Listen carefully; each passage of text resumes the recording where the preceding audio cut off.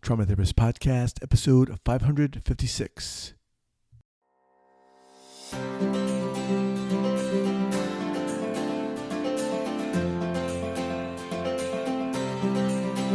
All right, welcome back to the Trauma Therapist Podcast. My name is Guy Macpherson.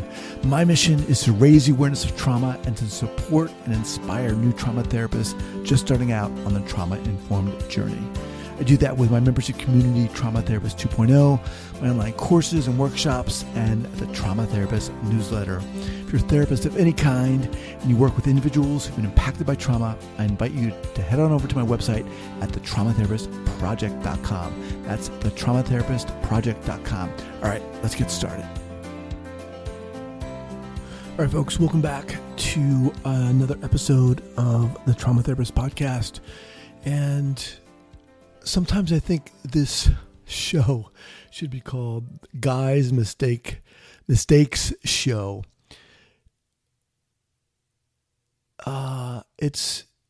It's really what drives me in part. You know, today we're talking about vulnerability, and I'm going to do a kind of a deep dive. I think this is one of those words that is tossed around a lot. Something as being important, not only for clients, but therapists as well. And I'm going to be kind of focusing on the side of you therapists out there, coaches, people who work with people who've been impacted by trauma, etc. And I think, you know, why I talk about all this stuff, and when I say this stuff, I mean the importance of authenticity, the importance of creativity within the space, all within the context of working with people who've been impacted by trauma, presence and vulnerability, is because it was something that, you know, when I was in graduate school, I knew was important, but I kind of put it off to the side as if I already had that down. I've done that. As I've talked about before on this podcast, you know, when I went back to graduate school, I was 35 or so. So, you know, I had been in therapy and got a lot out of it and loved it. But when I got to graduate school, it was really to learn. And when I say that, I mean to educate myself through books, because I thought that information, you know, what my goal was, what do I need to learn about trauma to become the best trauma therapist I could become? Who do I need to talk to? What teacher? What conferences do I need to go to? What articles do I need to read? What books do I need to have? Get them to me. Let me get them. And that was going to do it. And as I've talked about this on this podcast a lot, I didn't value the importance of simply who I was and what I was and those attributes that make me me. And when I talk about this, I want to emphasize that for you, it's so important to honor who you are, the nooks and crannies of who you are, the beautiful, marred, worn out aspects of who you are, and to be able to be that, to show that, to live that in the moment with that person who's sitting in front of you, who's come to your office. So today we're talking about vulnerability, and let's talk about it. Well, first of all, let's talk about it from the point of, I don't really like using dictionary definitions too much, but I'm just going to say this anyway. So Merriam-Webster dictionary, definition of vulnerable, capable of being physically or emotionally wounded, open to attack or damage, assailable. Okay, so in terms of the client, that person who is sitting in front of you, who has,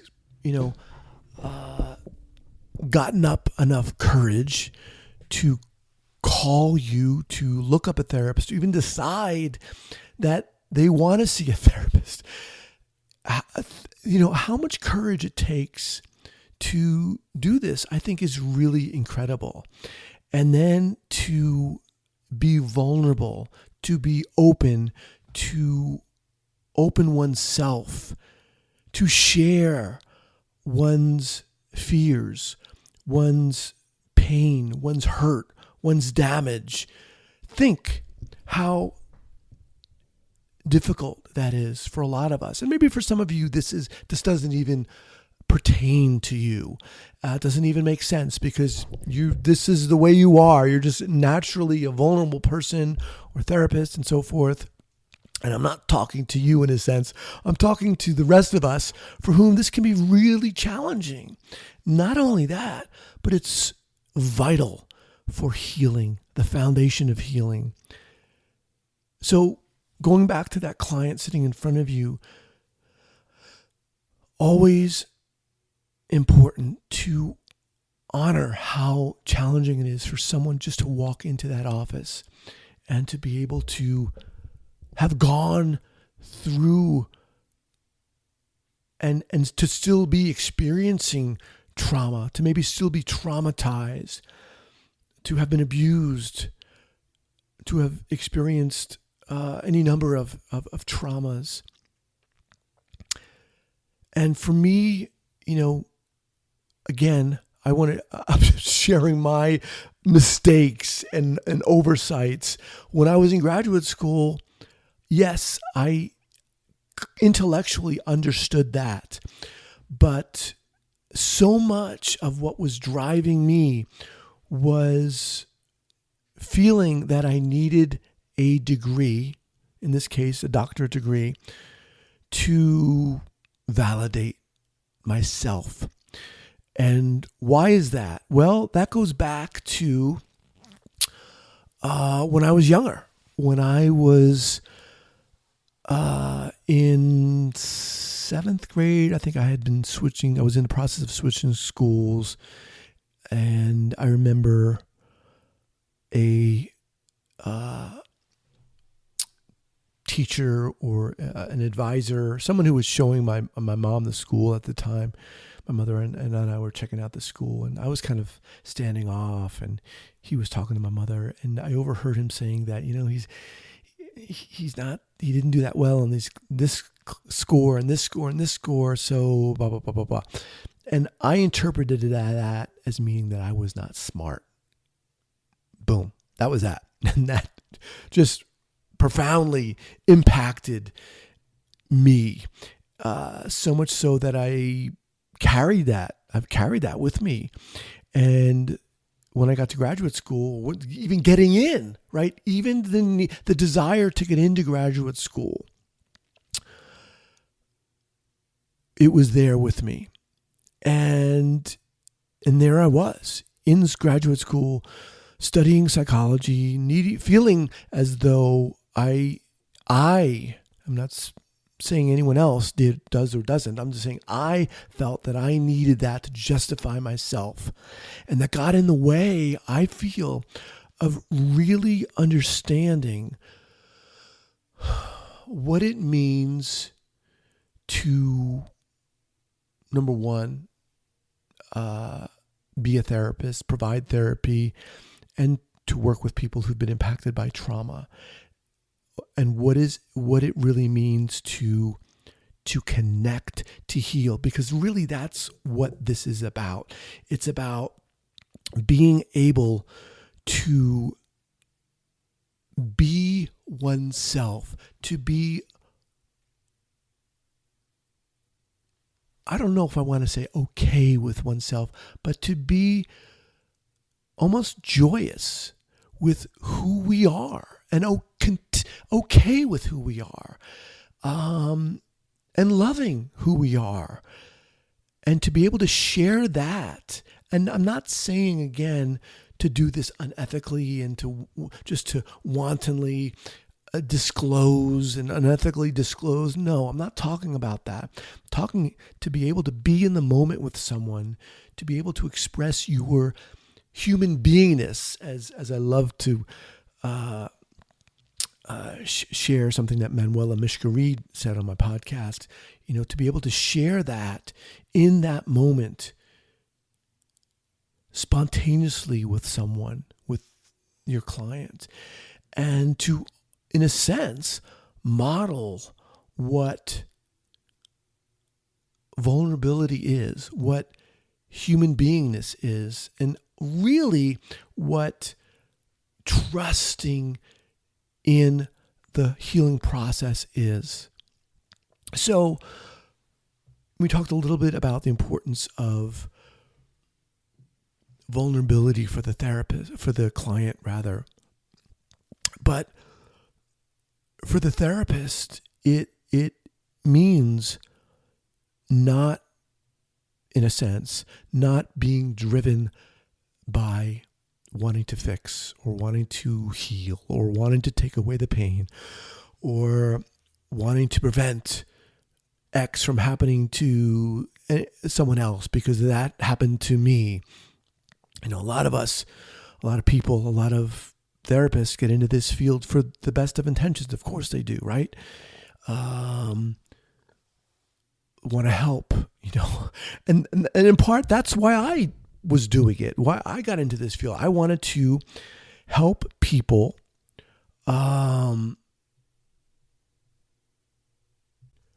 I wanted to help people who were in crisis, who were in dire situations. And I didn't really get that. I didn't understand why, truthfully, until I started doing the podcast. I didn't get it that, in part, what compelled me was my own trauma that I'd experienced, the own bullying that I experienced when I was a young kid.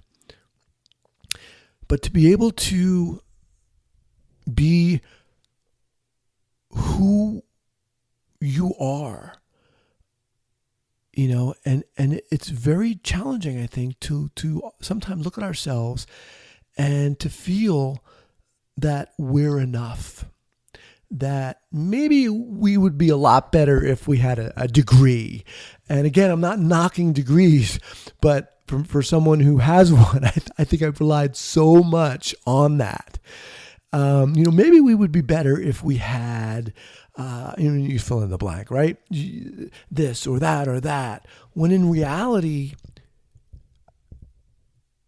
the ability to give of yourself, to be who you are,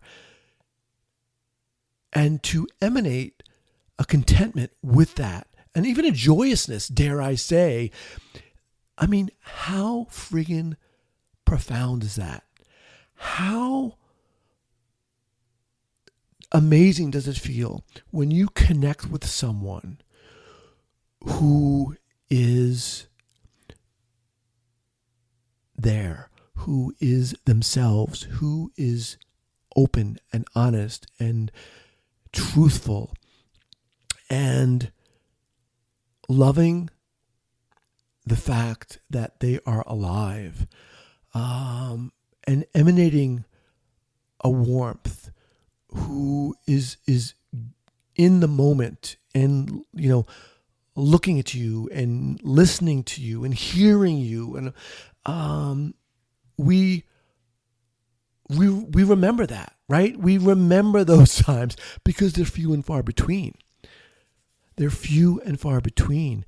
And when we're talking about the context of trauma, right, we're talking about the absence of all that. For someone who's been impacted by trauma, and I'm talking about here interpersonal trauma, all of these elements have been ripped away, been taken away. Self-trust, self-empowerment, belief in oneself, strength in oneself, security, safety, and to be able for that person, that client, to get up enough courage, right, to make that phone call, to take the next step, and to go into your office, and to be wary of allowing themselves, not even allowing themselves, to be able to feel, to know that they even have a beingness to give, right? Sometimes it's even impossible for that client to understand, to comprehend that they could once again feel or be content or love again. And so for the therapist to be able to cultivate this type of vulnerability, mixed, of course, with knowledge. Okay, I'm not saying or advocating that therapists or people should work with people who've been impacted by trauma and just lead with this type of naive vulnerability. I'm not talking about that at all. I'm talking about this in combination, of course, with knowledge and training and understanding about trauma and neurobiology, of course. And this here is where the art, right, the quote unquote art of therapy comes into play. It's being able to be cognizant as a therapist, to be in the moment and not like what I did when I was seeing clients, to be driven by this need almost to utilize what I was learning, what I was reading. Oh my God, read this amazing book on trauma. And yes, this page here, this paragraph is perfect for this particular client. Next week, I'm going to try to implement this in the best way, in the most caring way. And it wasn't, and I would do that, with the best intentions, right? I would want to know how to fix this person that was going through this trauma, how to correct them. And I wasn't, and in a sense, I wasn't, in a very real sense, I wasn't allowing myself to be who I was. Just, that's it. I didn't, I was allowing myself, I was kind of forcing myself to lead with this idea that, I was going through school or got out of school and now I had this degree. And of course I needed to have all this information, blah, blah, blah, blah, blah. And it wasn't until got my first, after I got out of school and did my internships, and as I've talked about before on this podcast, got a job at a clinic, amazing job. And we were assessing and treating young kids who were showing early signs of psychosis. And it got to a point, I think, where I felt that, I remember doing an assessment with a colleague of mine. And we were working with this kid, I don't know how old, 13, 14, 15 maybe. And I loved this job. It was an amazing job. And I loved working with these young kids. And I got, delivering this assessment to them, reading this, literally, it was a 40-page assessment, asking them questions, and it wasn't getting anywhere, right? This young kid was just, not responding. And I got so frustrated with myself. Like, what is going on here? And I just threw the assessment down and I just said, all right, look,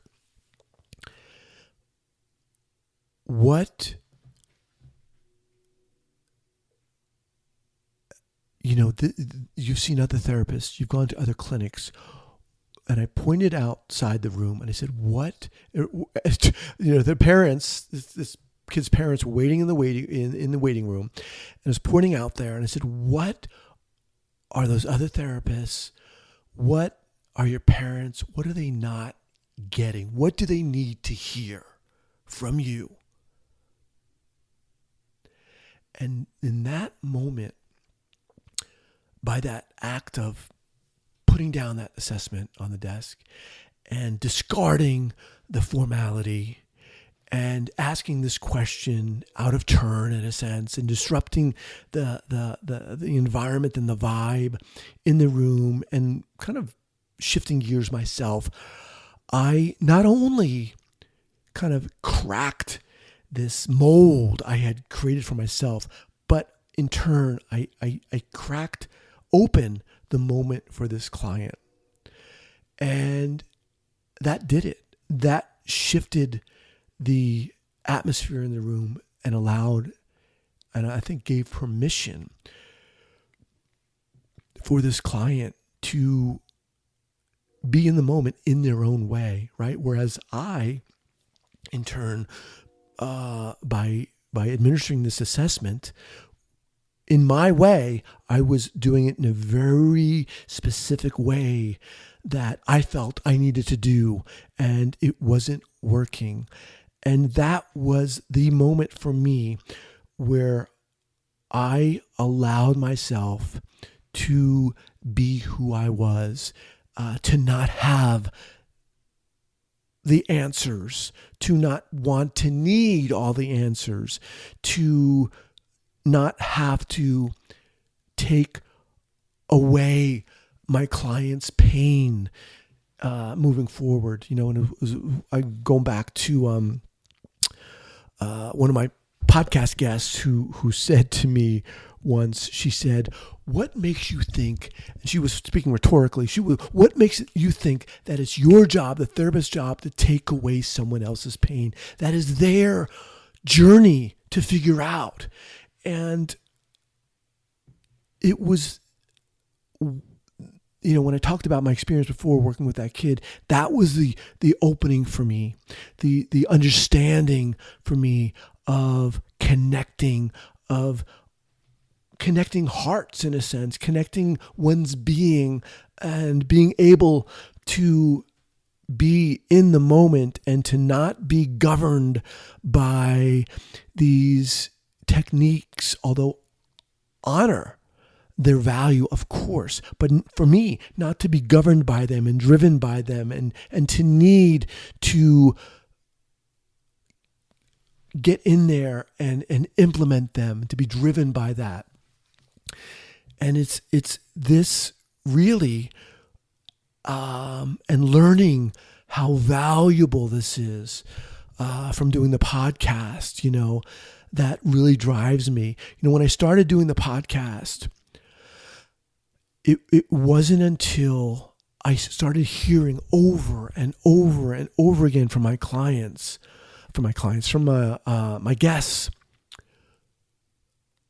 the mistakes they made, which revolved not so much around the interventions they should have give or did give or forgot how to give, but it was their errors in allowing themselves to be in the moment, to be themselves, to connect.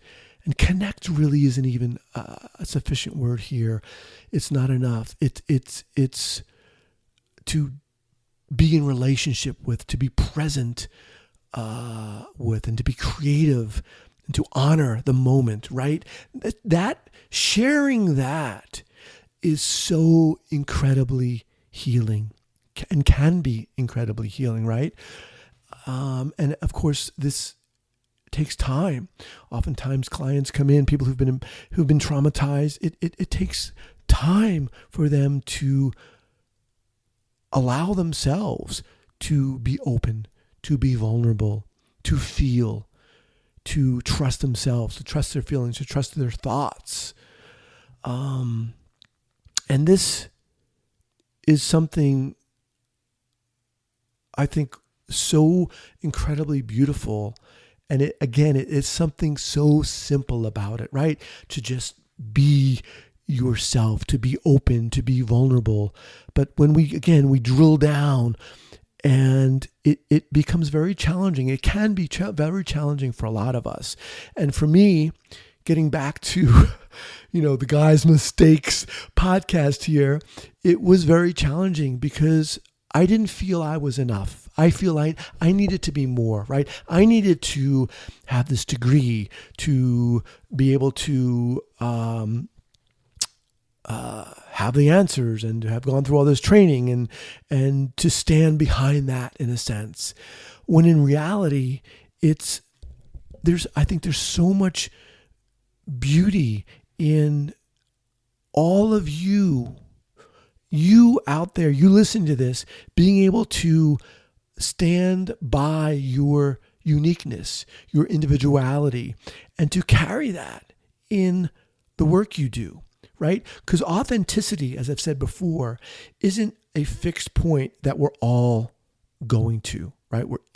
Authenticity is going to be a different point for each of us. It's going to look different, right? Someone's authentic self might be quieter than I am, might be more intellectual than I am, might be X, Y, and Z more than I am, and that's fine. But it's that sense, it's that genuineness that we sense, that we feel, that we respond to, and that clients respond to. All right, this is what I wanted to talk about today. So again, look, you listening to this, I so value the work you're doing. If you're a therapist out there, you're working with people who've been impacted by trauma, if you're a survivor and you're wondering how the heck to get through what you're going through, I value you and the work you're doing and the fact that you're just listening to this. I mean, this is what this podcast is about. This is what I'm about. This is why I'm doing this here. And I just want to say thank you for listening, and I will leave it at that. All right. Take care.